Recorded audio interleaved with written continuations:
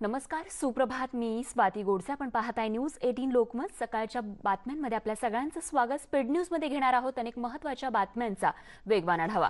सुरुवातीला महत्त्वाची बातमी उल्हासनगरमधून. उल्हासनगरमध्ये एका रहिवासी इमारतीचा स्लॅब कोसळून दुर्घटना घडली आहे. कॅम्प नंबर 2च्या साई शक्ती या 5 मजली इमारतीचा हा स्लॅब कोसळून तळमजल्याला आला. स्लॅब कोसळून झालेल्या दुर्घटनेत 7 जणांचा मृत्यू झालाय, तर इतर काही नागरिकही ढिगाऱ्याखाली अडकल्याची भीती व्यक्त करण्यात येते. इमारतीचा स्लॅब कोसळल्याची माहिती मिळताच घटनास्थळी अग्निशमन दलाचे जवान, पोलीस, स्थानिक नागरिकांनीही मदतीसाठी धाव घेतली आहे. घटनास्थळी मदत आणि बचाव कार्य सुरू आहे. भिवंडी ठाणे दरम्यान सकाळी मोठी वाहतूक कोंडी बघायला मिळाली. रस्त्यावर वाहनांच्या लांबच लांब रांगा लागल्या होत्या. 2 ते 3 तास ही वाहतूक कोंडी झाली होती.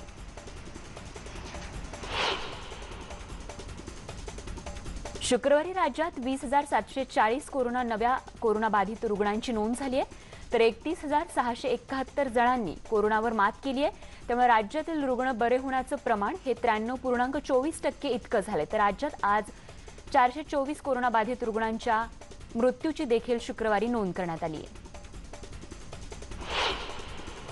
आणि आता सर्वसामान्यांना दिलासा देणारी बातमी आहे. प्रत्येक हॉस्पिटलची बिलं तपासण्यासाठी डेडिकेटेड ऑडिटर देण्याच्या सूचना आरोग्यमंत्री राजेश टोपे यांनी प्रशासनाला दिल्या आहेत. अनेक रुग्णालयांकडून अवाच्या सवा बिलं आकारली जातात. ऑडिटरनं हे रोखावं हीच अपेक्षा आहे. यावेळी त्यांनी ही आशा व्यक्त केली आहे. आणि आता पुणेकरांसाठी दिलासा देणारी बातमी. पुण्यात वीकेंडचा कडक लॉकडाऊन जो आहे तो रद्द करण्याचा निर्णय घेण्यात आला आहे. तर पुण्यात आठवडाभर सकाळी 7 ते 11 या वेळेत अत्यावश्यक सुविधांची दुकानं सुरू राहतील. पुण्यात पॉझिटिव्हिटीचं प्रमाण हे कमी होत असल्यामुळे शनिवार आणि रविवारी अत्यावश्यक सेवा सुरू करण्याची मागणी लोकप्रतिनिधींकडून करण्यात आली आणि त्यानुसार आता पुण्यात सकाळी 7 ते 11 या वेळेत अत्यावश्यक सेवा सुरू राहणार आहेत. आरोग्यमंत्री राजेश टोपेंनी या संदर्भातली माहिती दिली आहे. बीड जिल्ह्यात कोरोना पाठोपाठ आता म्युकरमायकोसिसचा धोका वाढत असल्याचं समोर आले. आजाराच्या तब्बल 86 रुग्णांवरती अंबेजोगाईच्या स्वामी रामानंद तीर्थ वैद्यकीय महाविद्यालयात उपचार सुरू आहेत. यापैकी 15 रुग्णांवरती यशस्वी शस्त्रक्रिया देखील झाली आहे. तर 10 जणांचा मृत्यू झाला असून 61 जण शस्त्रक्रियेच्या प्रतीक्षेत आहेत. कोरोनातून बरे झाल्यानंतर म्युकरमायकोसिस या आजाराच्या त्रासाला सामोरं जावं लागत आहे आणि त्यामुळे रुग्णांनी काळजी घेणं गरजेचं आहे. राज्यभरात कोरोनाची दुसरी लाट असताना गावकटे गाव पातळीवरील कोरोना योद्धा म्हणून काम करणारे सरपंच आणि उपसरपंच देखील आता कोरोनाचे बळी ठरलेत. कोरोनाच्या दुसऱ्या लाटेत राज्यातील 27 सरपंच आणि उपसरपंचांचा बळी गेल्याची धक्कादायक माहिती समोर आली. त्यामुळे कोरोना काळात मृत्युमुखी पडलेल्या सरपंच आणि उपसरपंचांच्या कुटुंबियांना अर्थसहाय्य द्यावं, शिवाय राज्यातील सर्व सरपंच आणि उपसरपंचांचं लसीकरण करावं अशी मागणी सरपंच परिषदेनं राज्याच्या मुख्य सचिवांकडे केली आहे. कोरोनाच्या दुसऱ्या लाटेत स्वतःच्या जीवाची बाजी लावून हजारो कोरोना पॉझिटिव्ह रुग्णांना कोरोनामुक्त करणाऱ्या अंबेजोगाई इथल्या स्वामी रामानंद तीर्थ वैद्यकीय महाविद्यालयातील महिला डॉक्टरांचा पीपी किट घालून केलेला डान्स चांगलाच व्हायरल झाला होता. या महिला डॉक्टरांनी हा डान्स का केला यामागचं सत्य न्यूज 18 लोकमत जाणून घेण्यासाठी त्यांच्याशी आम्ही संवाद साधला. तर रुग्णसंख्या कमी झाल्यानं आणि रुग्ण बरं होण्याचं प्रमाण वाढल्यानं समाधान वाटत असल्याच्या भावना त्यांनी बोलून दाखवल्या.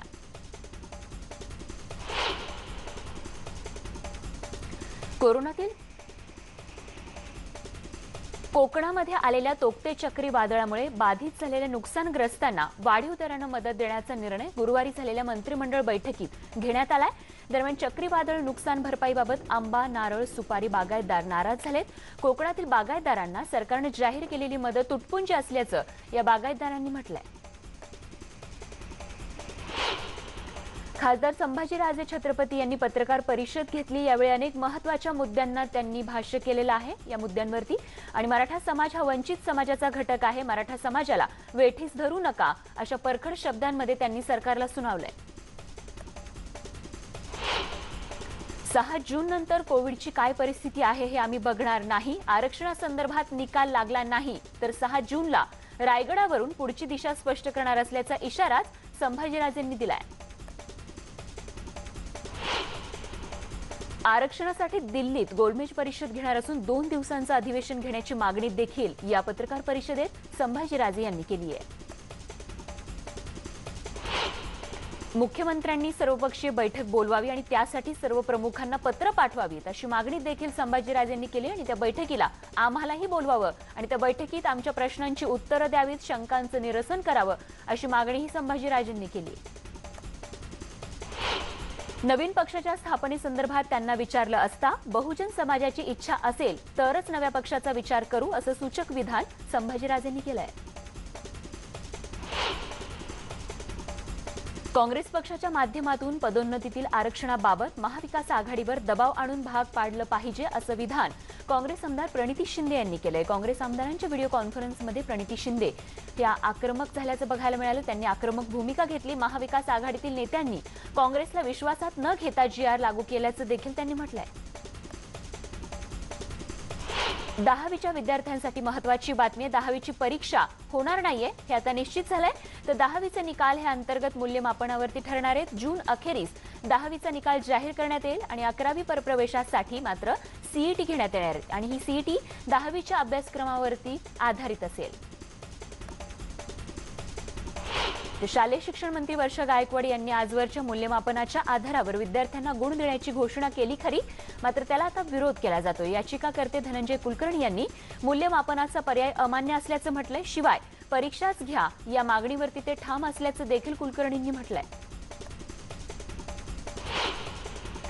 वारकऱ्यांना लसीकरण करून वारीची परवानगी द्यावी अशी मागणी वारकऱ्यांकडून करण्यात येते. जर सरकारनं मागणी मान्य केली नाही तर किमान मानाच्या 10 पालख्यांसह 500 वारकऱ्यांना तरी पायी पंढरपूरला जाण्याची परवानगी द्या अशी देखील मागणी वारकऱ्यांकडून करण्यात येते.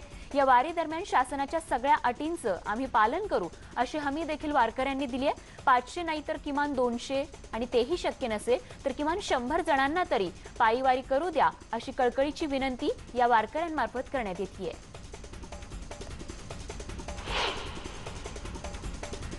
बोलण्यास नकार दिला म्हणून एका अल्पवयीन मुलीवर ब्लेडनं जीवघेणा हल्ला करण्यात आलाय. उल्हासनगर कॅम्प नंबर 2 परिसरातली ही धक्कादायक घटना आणि धक्कादायक बाब म्हणजे अल्पवयीन मुलीवर हल्ला करणारा आरोपी देखील अल्पवयीनच आहे.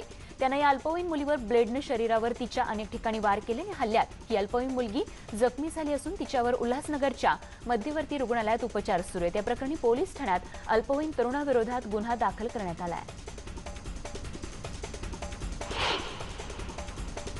कॉलेजमध्ये सोबत असलेल्या 15 मित्रांनी एकत्र 1 महिन्याचा पगार एकत्र गोळा करून छोटं किचन सुरू केलंय आणि त्या माध्यमातून दररोज 400 जणांचा एक वेळच्या जेवणाची सोय हे सगळेजण करतायत. एका मित्राचं बंद असलेलं हॉटेल किचन म्हणून वापरलं जात आहे आणि या मित्रांनी स्वयंपाकाची, पॅकिंगची आणि वाटप करण्याची ही जबाबदारी एकमेकांवरती वाटून घेतली आहे. डेक्कन ते आळंदीपर्यंत जेवणाची पाकिटं हे तरुण पोहोचवतायत आणि या तरुणांच्या या रुग्णसेवेचं कौतुक होत आहे.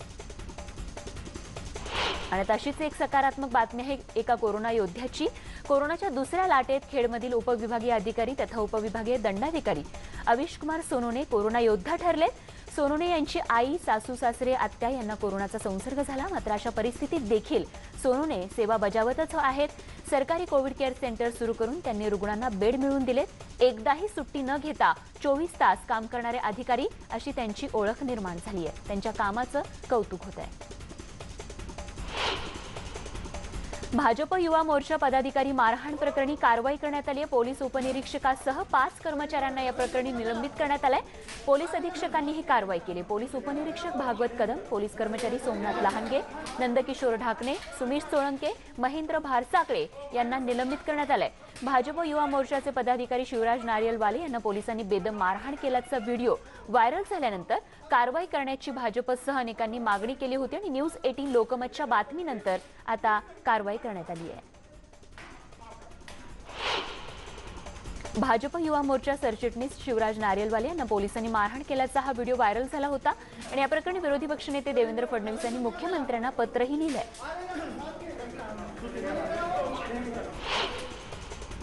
म्युकरमायकोसिसवर गुणकारी असलेल्या लायपोझोमल एम्फोटेरेसिन बी या इंजेक्शनचं भारतात संशोधन केलं गेलं आणि त्यानंतर पहिल्यांदा मुंबईतील केएम रुग्णालयात त्याची निर्मिती करण्यात आली आणि महत्त्वाचं म्हणजे या इंजेक्शनचं पेटंट देखील केएम आणि केंद्र सरकारच्या बायोटेक्नॉलॉजी विभागाच्या नावावर आहे. आणि आता माणुसकीला काळीमा फासणारी बातमी पिंपरी चिंचवडमधून. पिंपरी चिंचवडमध्ये धारदार शस्त्रानं एका श्वानाचे डोळे फोडण्यात आलेत. या घटनेत या घटनेनं क्रूरतेचा कळस गाठलाय। पिंपरीतील सांगवी पोलीस स्टेशनमध्ये अज्ञाताविरोधात गुन्हा दाखल करण्यात आलाय। या घटनेचा पोलीस तपास करताय। श्वानप्रेमी अक्षय म्हसे दररोज भटक्या श्वानांना खायला घालण्यासाठी जात असतात आणि गुरुवारी त्यांना एक श्वान जखमी दिसला आणि त्यांनी श्वानाची पाहणी केली असता त्यांना त्याचा डोळा धारदार शस्त्रानं फोडण्यात आल्याचं दिसलं। आशिया खंडातील सर्वात मोठी दुर्बीण असलेल्या खोडद गावाकडे जाणाऱ्या जुन्नर तालुक्यातील नारायणगाव खोडद रस्त्यावर एका खासगी कंत्राटदारानं जेसीबी आणि यांत्रिक मशीन लावून पिण्याच्या पाण्याच्या पाईपलाईनचं काम सुरू केलंय। महत्त्वाचं म्हणजे यासाठी त्याने सार्वजनिक बांधकाम विभागाची परवानगीही घेतलेली नाहीये। या कंत्राटदाराच्या मनमानी कारभाराचा आणि निष्काळजीपणाचा त्रास रस्त्यावर ये-जा करणाऱ्यांना होतोय।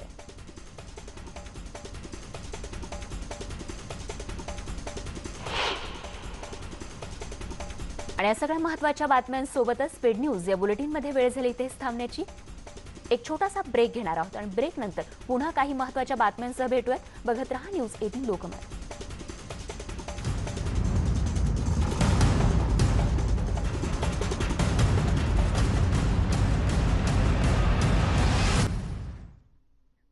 आपण पाहताय न्यूज 18 लोकमत। स्पीड न्यूज मध्ये आपल्या सगळ्यांचं पुन्हा एकदा स्वागत। बघत आणखीन काही महत्त्वाच्या बातम्यांचा वेगवान आढावा। लसीकरणाबाबत योग्य नियोजन केलं नसल्याची टीका काँग्रेस नेते राहुल गांधी यांनी केली। तसंच पुढच्या काळात लसीकरणाचं योग्य नियोजन केलं नाही तर कोरोना महामारीच्या अनेक लाटा येत राहतील असा इशारा राहुल गांधींनी दिलाय। तर यावर केंद्रीय मंत्री प्रकाश जावडेकर यांनी प्रत्युत्तर दिलंय। राहुल गांधींचा लसीवर विश्वास नव्हता, ते नागरिकांच्या मनात भीती निर्माण करण्याचा प्रयत्न करत असल्याचा पलटवार प्रकाश जावडेकर यांनी केलाय। देशात आतापर्यंत 3% लसीकरण झालं असलं तरी कोरोना प्रतिबंधक लसींच्या 216 कोटी मात्रा डिसेंबरपर्यंत दिल्या जातील। म्हणजेच 108 कोटी नागरिकांचं लसीकरण पुढील 6 महिन्यांमध्ये पूर्ण केलं जाईल अशी ग्वाही केंद्रीय मंत्री प्रकाश जावडेकर यांनी दिली आहे। IPL 2021 मधील उर्वरित सामने, यंदाचा T20 वर्ल्ड कप आणि देशांतर्गत क्रिकेट स्पर्धा या सर्व गोष्टींवरती निर्णय घेण्यासाठी BCCIची विशेष बैठक होणार आहे। या बैठकीसाठी BCCIचे अध्यक्ष सौरव गांगुली मुंबईमध्ये दाखल झाले।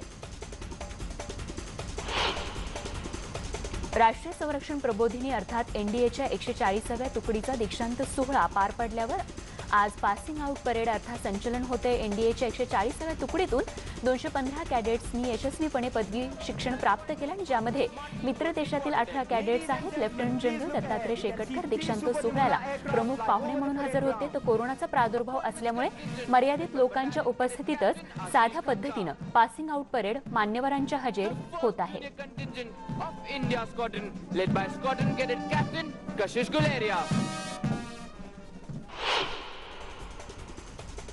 आणि या सगळ्या महत्त्वाच्या बातम्यांसोबतच स्पीड न्यूजमध्ये वेळ झाली इथेच थांबण्याची।